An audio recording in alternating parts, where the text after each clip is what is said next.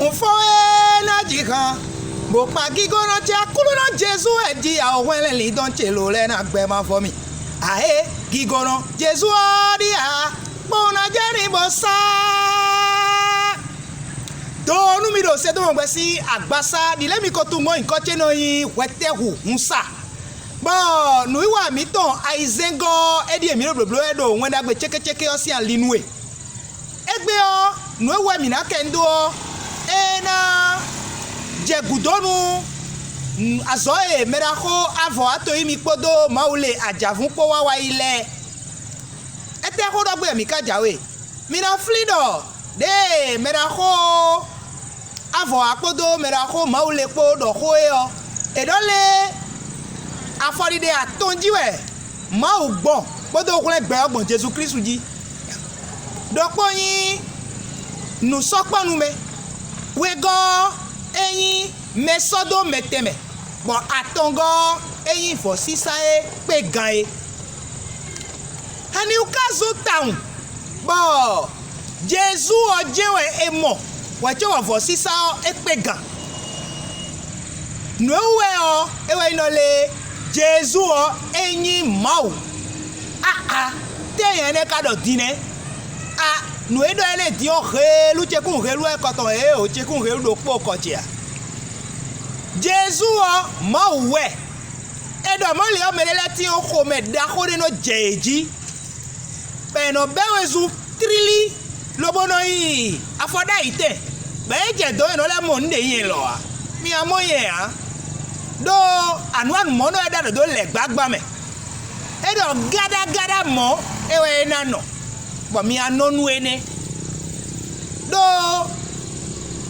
agojo igudo mere to gba koklozi no ma osinu kan howe die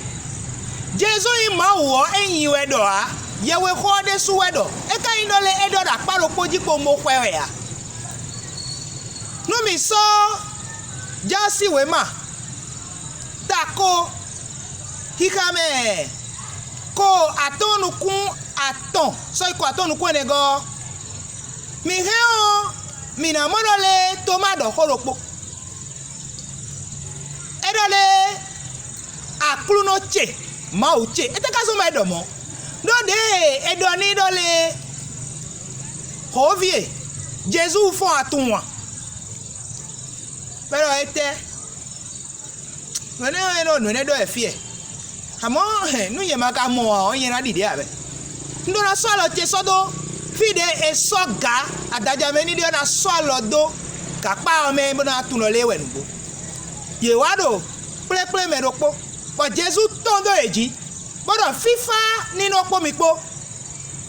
edo moyo edo toma so lo to wa bo toma so lo to wa yo edida alo ni o lobo sodo akapa me pe bodo ene bopo niwe toma da iko yo ko te kado edo akulu no che ma uche dile mi tu Jesu gbon enole emai ma wa o ko ene toma do ere na do isusu on to edo do ni an lo mi do ma u gbon e kado mo ame edo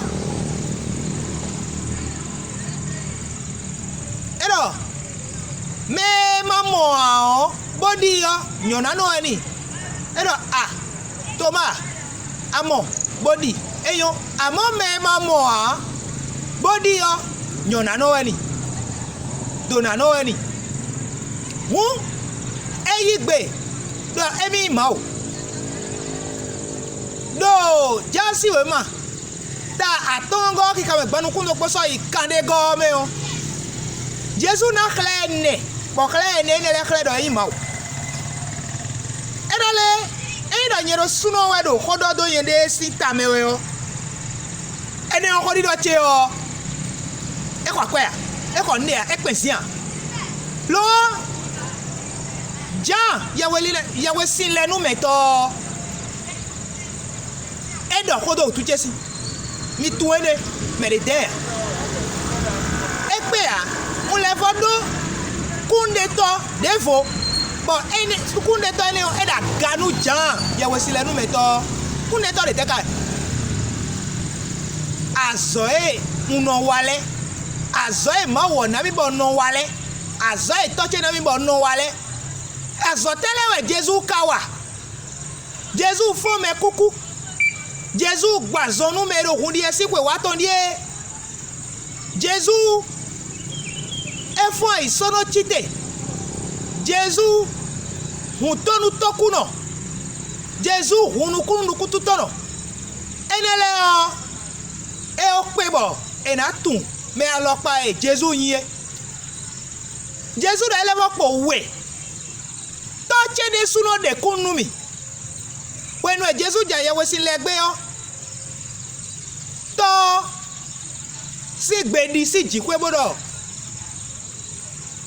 melo viche vive na weni bo komeno humido ututo tlala yesene medele do emebro fine bomo yero tebomo mero tebomo ewe yovoro yero temue ene ogudo Jesus don yero mino kha ko ma uto bono mo le mina mo gberebe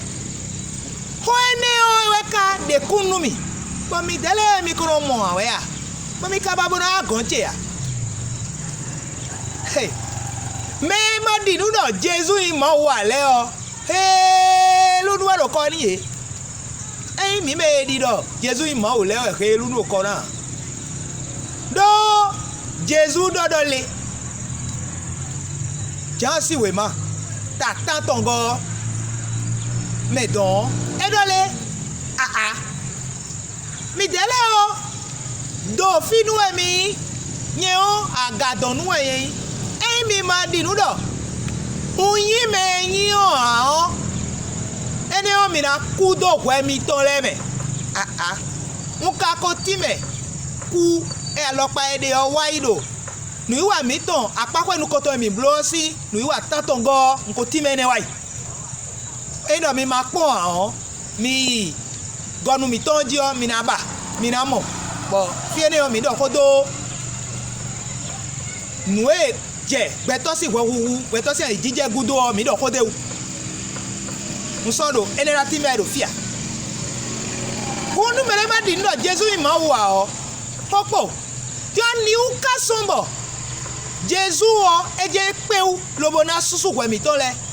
do Jesus ma wu tuwe do e ma wo e ma vo e do bibenu a mo e ma do fifo nu one gbeto ka ime boko bodo bibenu boko na le do fifo nu mi so gbe wa mi ton to de no de ejimi gbero po mi na levo ku nu gbo mi ku evo a amo mi gbero bibenu fufo mi mo hu einole ena suwe ko me ma do bibenu a bo makaro vivo nu a o ewe do na suwe ko nu wenu pleunde allo me do bibenu me etufie be si e o ena suwe ko kaka soyi wedenu ntewe so mi kadomo do eido mawo joloko lobo mo gbeto le ojewe o gwejijo no utu o ena no moro le gbeto nu wa idoto e wo ena do kwe ko su epo ero po ena wa bona sunu gwenu kleunde bo ko na fo e o me o yin Jesus mi mo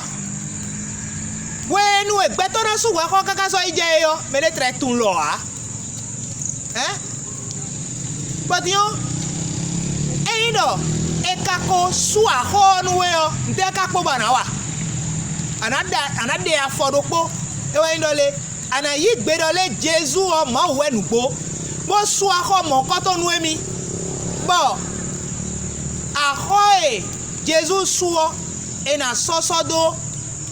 kan tatwe le na blonu mo ko to gbon mi ko do wai do nu wa mi to le me mais la Roma ou les adjavou time botime reze ton e ka do mocho mina levo atime wo e ka ino do kleme o mi babona blo nu mokoton mi do nu Jesu pombo dole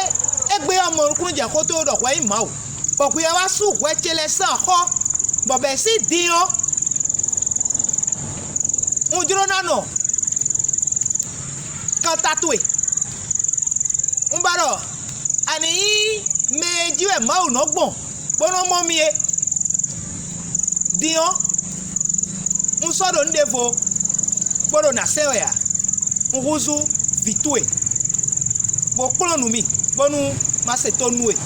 lo Jesus sin come ablo mo po won ko to efo mechele mi egbe to esra u gamo a chobonu mi na fo na dogbe sedo fofo che wi fena le gbo plato gigezo yamogbe bonado kudo awakame siendonu me mera ko avo ato imi kodo mera ko maule ajavun kodo le nyireyo inadote we ino mi do ndebo na cambio mi evla fo hu 98 88 98 30 do WhatsApp dio mina so ironu mi afita inu